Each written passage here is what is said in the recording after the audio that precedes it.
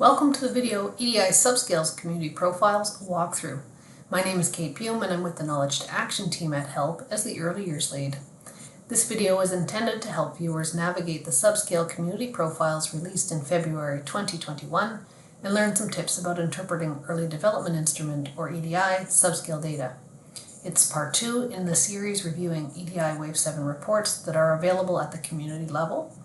And we recommend that you start with part 1 as it provides an overview of the EDI and some important contextual information that you will not find in the Subscales profile. The EDI Subscale Profiles summarize Wave 7 EDI data collected between 2016 and 19. The data in these reports are aggregated by postal code, representing children that live in the community or school district. There are subscale profiles available for 59 BC school districts and their associated neighbourhoods.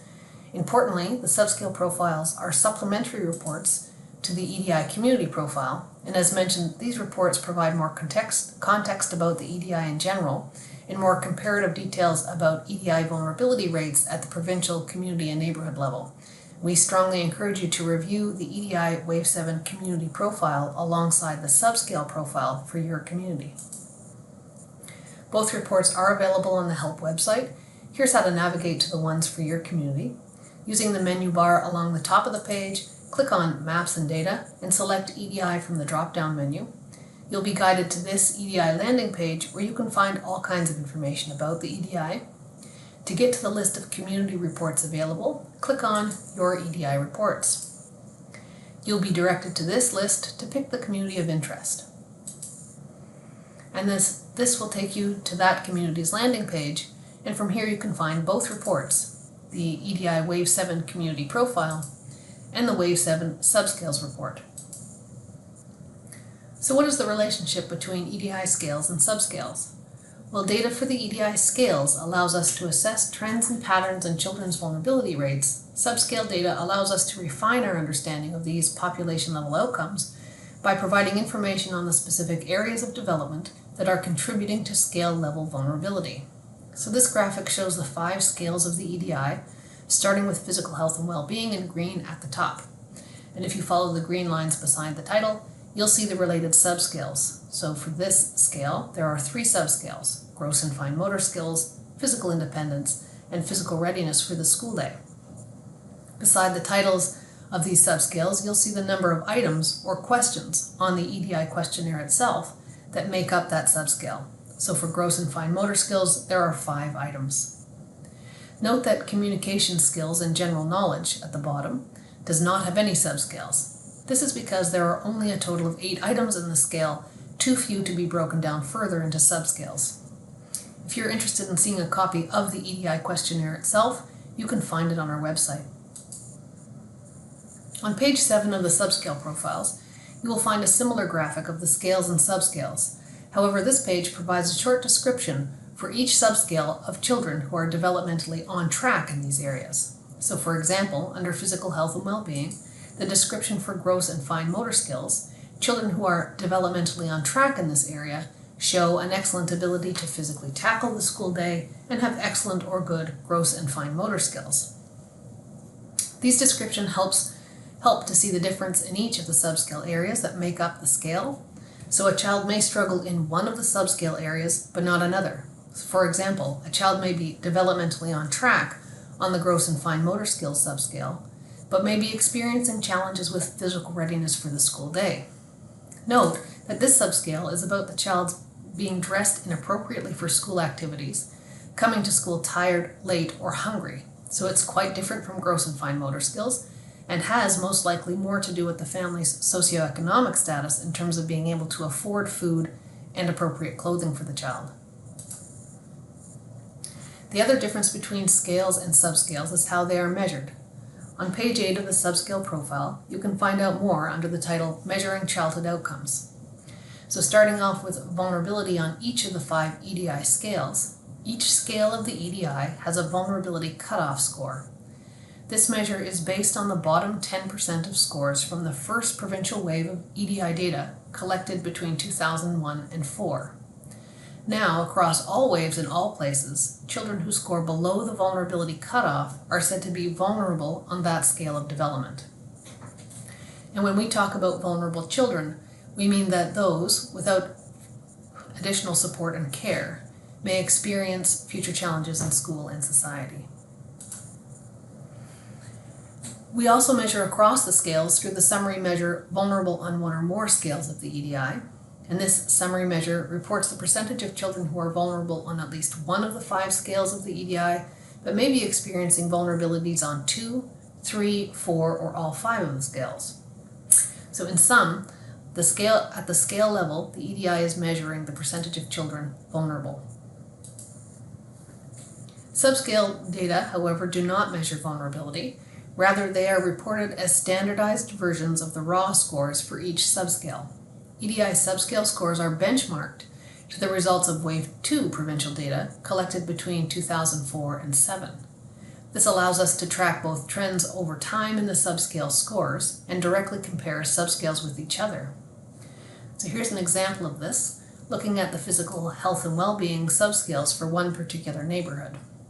Rather than measuring vulnerability, subscale scores show trends as to whether a group of children are doing better or worse over time compared to the provincial average at Wave 2 as the benchmark. So on this graph, and you'll see these throughout the report, you can see the benchmark represented by the midline or 0 line. The direction of the trend lines are the same at the scale and subscale level. An upward trend means things are getting worse, and a downward trend that things are getting better. So on this graph, starting with gross and fine motor skills, the light green line here, you can see that for this neighborhood, it started off a little bit better than the province overall in Wave 2, got worse over time until about Wave 5, and then got better to end up a little bit better than it was in Wave 2 by Wave 7. Whereas for physical readiness for the school day, it started off worse than the province overall at the beginning, got a little bit better, worse, better, ending considerably higher both over the long term compared to Wave 2 and the short term compared to Wave 6 in Wave 7. To determine whether or not a change over time is meaningful, we use a method called critical difference, which is discussed on page 9 of the Subscale Profiles. This method is used for both scale and subscale data, and critical difference is a combination of statistical and practical significance, and in all cases should be interpreted as a change that is worthy of attention. A change is meaningful when we are reasonably confident that it is not due to measurement-related issues. Note that meaningful change is affected by the number of children with EDI scores in each neighborhood or community. The larger the number of children, the smaller the difference needed for a change to be meaningful, and vice versa, and we'll see some examples of this in a moment. That is why you need to look at the number of children in a subscale report when you are interpreting the symbols in that report. For large communities, a seemingly small change will be meaningful, while for a small neighborhood, a much larger change may not be. You will find these icons throughout the report that demonstrate whether the change in subscale scores are getting worse over time, so the dark orange triangle, or getting better, the green inverted triangle, or the gray circle indicating no meaningful change. Putting all that together in an example now, on page 10 of the reports, under the title Understanding Scale and Subscale Trends, is a legend page that explains how to read the graphs and symbols in the subscale profiles and is a good reference page. So starting with the scale level trends, we see here the trend line for emotional maturity for a community. As this is the scale level, the trend line is showing the percentage of children vulnerable on this scale, which we can estimate for Wave 7 is about 15%. You can see that here. If you're interested in the specific scale level rates, you can consult the community profiles as we mentioned earlier. The symbols we just reviewed demonstrate whether or not the trend is getting better or worse, or there's no meaningful change over time. And here we can see that the long-term trend has been getting worse, whereas the short term between Wave 6 and 7 has been stable. Note that the trend line has been decreasing slightly between Waves 6 and 7. You can see that here. But at the same time, the indicator in terms of the type of trend says that it's no meaningful change. So this means that while it has been going down slightly, it's not enough of a change for it to be considered a meaningful change. So looking now at the subscale trends, we can see here that 3 of the 4 subscales for emotional maturity have been getting worse over the long term. So you can see these 3 lines increasing over time. However, for the hyperactive and inattentive behaviors subscale, which is this one here, you can see over the long term it has meaningfully increased, but over the short term between wave 6 and 7, it has seen a meaningful decrease. One way we talk about the scales is to note which subscales seem to be influencing the trends at the scale level. So in this example here, we would say that 3 subscales, aggressive, anxious and fearful, and hyperactive and inattentive subscales, are influencing the long-term meaningful increase at the scale level. So these 3 trend lines are influencing, or you can read them here in the icons, are influencing this long-term increase in vulnerability at the scale level. Whereas if you look at the dark purple subscale line here, it's doing something slightly different. It started off just below the province in wave 2, and it has gotten better over time, ending a little bit even better than it was in wave 2 by wave 7.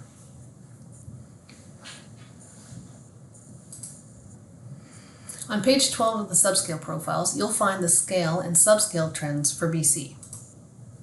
At the very top of the page, you'll find the total number of EDI.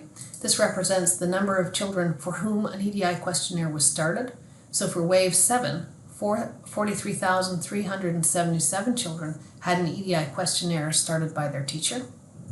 And then we see the scale level trends across the top, and beneath them the related subscales. So now we're going to take a closer look at the items included in the subscales using examples from this provincial data. So this slide shows the 3 subscales that make up the physical health and well-being scale along the top of the chart, and some examples of the items covered beneath. And we've talked about some of these already. It's important to note that we do not provide data at the item or question level. The EDI was designed as a population measure of developmental health and is less reliable and useful to look at the rates on individual items. So here we see the BC Physical Health and Wellbeing scale and subscale trends.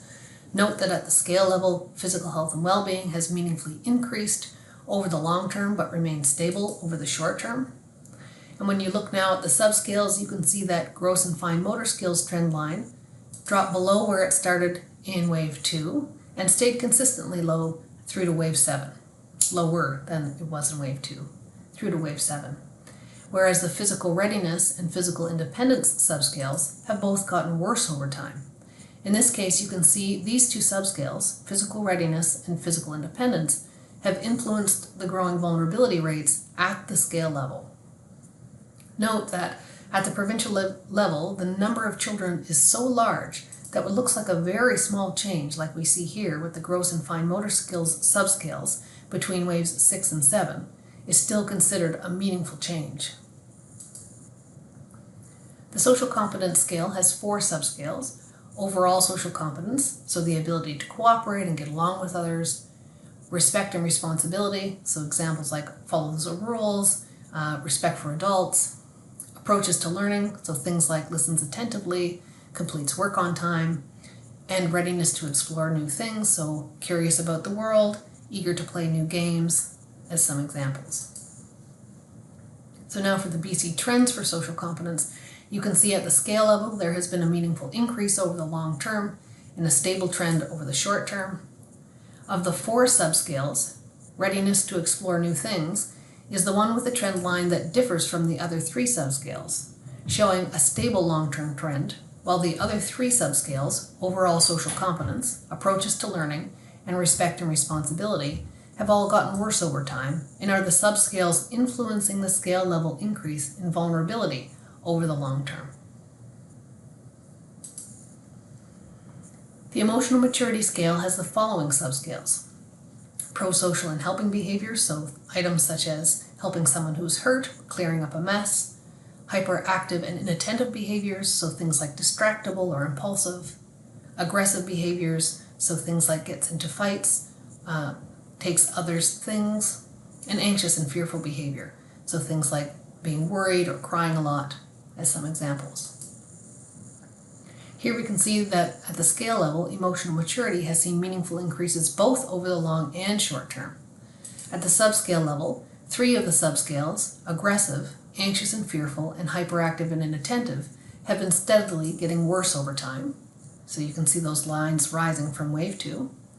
However, with pro-social and helping behaviors, you see the trend line doing something a bit different in that it started out getting worse,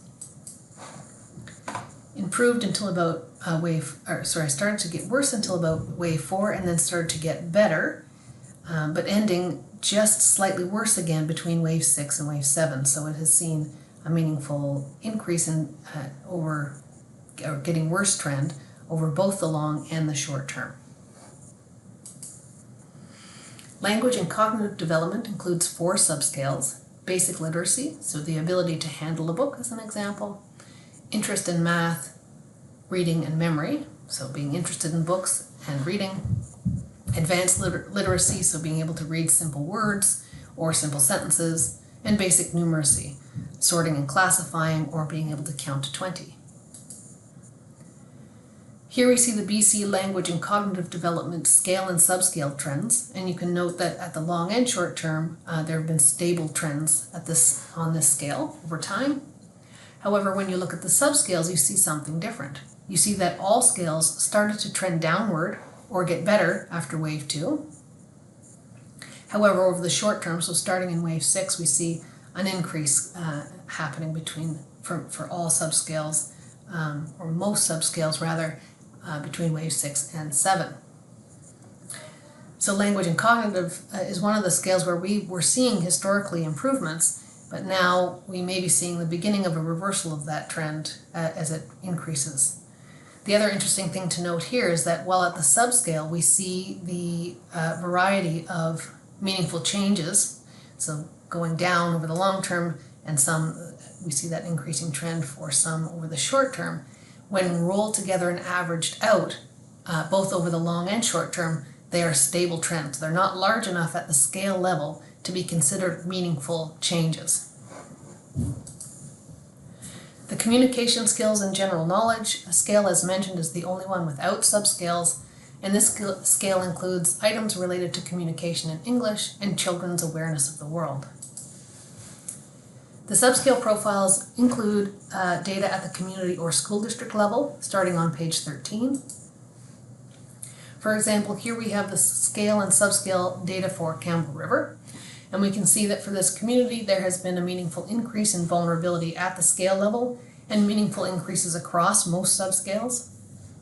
Campbell River is a medium-sized school district in BC, and you can see the total EDI number at the top of the page. With this number of children, you still only need a relatively small change for it to be meaningful. So we might see that here on social competence between wave 6 and 7, the line isn't going up that much, but it is a meaningful change for this community. As an example for how to use a subscale report alongside the community profile, here we have the scale level vulnerability trends for Campbell River from the community profiles. And what we see here, the colorful scale level trend lines on these graphs represent Campbell River's data, whereas the gray trend line on the graphs is the provincial data, so you can see your province in the context, your community in the context of the province's trends. So this gives a sense of how this community is doing in relation to the province. So as we mentioned earlier, yes, this community has seen meaningful increases in vulnerability, but it is also tracked fairly close to the province overall, so it's quite similar to what's happening in other places. In another community, you might see a decrease in vulnerability over the scales, but the community has been consistently higher or consistently lower than the province over time. So having that context in relation to the province can be helpful. For school districts with more than one neighborhood, the subscale profiles include a map showing the neighborhood boundaries that help users to report on the neighborhood level trends for each community. Surrey is the largest school district in the province and has 24 neighborhoods.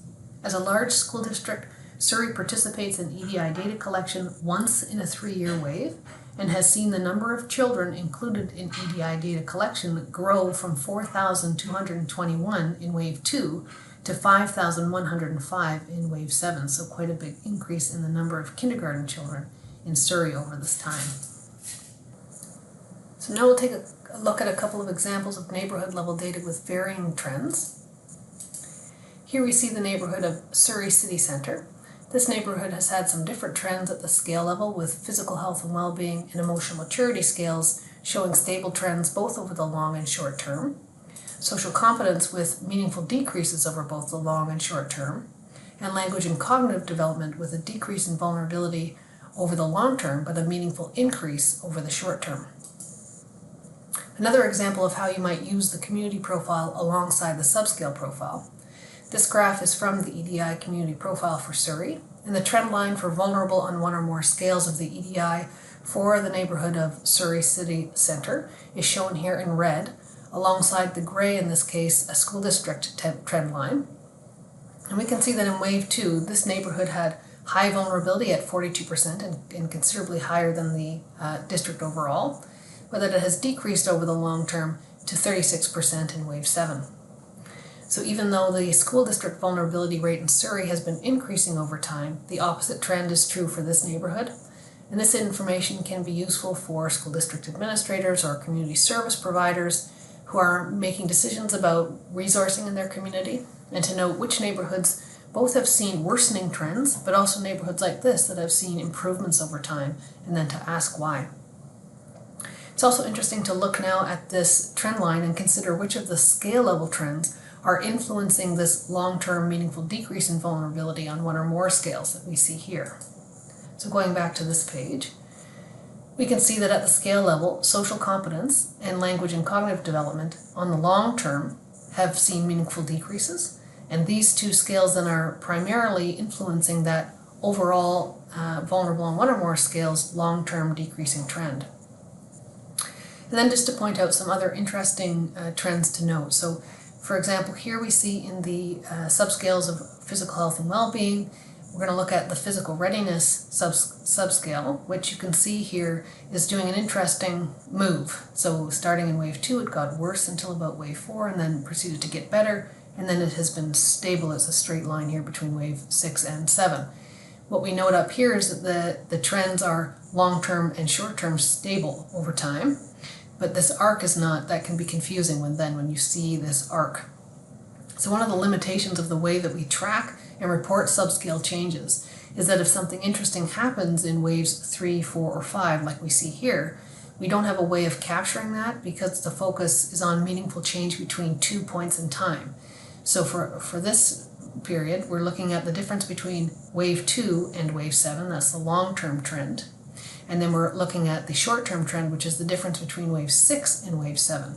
So we're not really capturing this in-between time now. Also, this chart has an example of how subscales can be helpful because they provide more nuanced understanding of the data. So again, in physical health and well-being, but also in emotional maturity, you see at the scale level these stable trends. But when you look at the subscale data, you see something different, and it allows you to take a look at what areas within that scale have actually been, in this case, getting better over time. So hyperactive and inattentive behavior getting better both over the long and short term.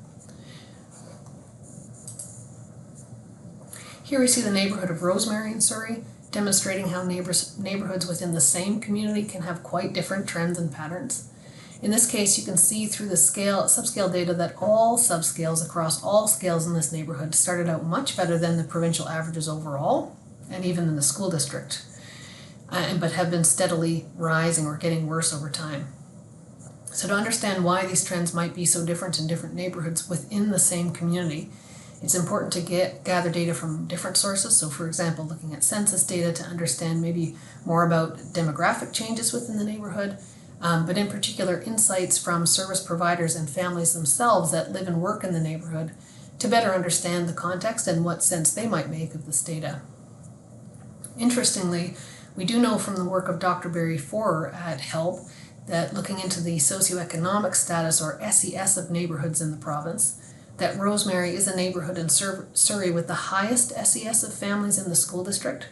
So what's particularly interesting here is these worsening trends are an unexpected pattern in that typically there's a stronger association between neighbourhoods with low SES and higher vulnerability rates, yet this neighborhood is showing something different, a higher SES neighborhood creeping up to higher vulnerability rates. So something interesting for this community to explore. Here we have a neighborhood of Houston in the community of Bulkley Valley. So note the total EDI number at the top of the page. So for Wave 7 there were 68 children included. And when you get into this neighborhood level data, we're dealing with such smaller numbers of children that you can see the trends bounce around a lot more, and that larger swings, either up or down, do not necessarily imply meaningful change as they might at the school district level. So an example of this, if you look at the short-term changes for all of the scales, so you look here, physical health and well-being, social competence, emotional maturity, these are all showing increasing trend lines, but they're stable in terms of meaningful change. So the change is not large enough for this neighborhood to be considered meaningful changes, but they are on the increase. And the same here, language and cognitive development, we see a decreasing trend, but it's not large enough to be considered a meaningful change over the short term.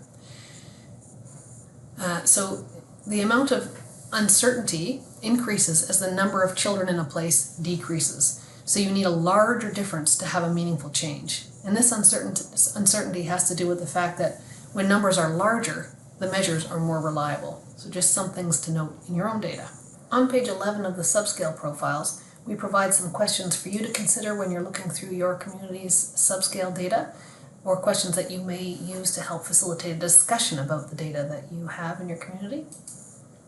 And we'll conclude by sharing this quote from Susan Foster, a longtime partner of HELP's, who's worked with EDI data for many years in the Tri-Cities as an early years community developer. She says, "You'll find it's not useful to start picking apart 4 particular subscales in depth, but rather to reflect on data from neighborhoods where positive things are happening and unpacking what's going well, what contexts are being created in which children and families are being well supported in this area of development." So Susan's quote is a good reminder that it is equally important to notice which neighborhoods and communities have been seeing improving trends as it is those seeing worsening trends, and that subscale data shines a light on patterns and trends but doesn't hold the answers to what's happening. So working with partners to review the data helps to provide the perspectives and insights needed to make meaning of what you see. And in part 1 of this video series, we provide more information about different types of complementary data sources to work with, examples of who you might engage in discussions about your community's data, and examples of inquiry questions to use in the process. So that brings us to the end of this video. Please feel free to contact us anytime to ask more questions or get support around interpreting your community's data. So thanks again, and we look forward to working with you in the future.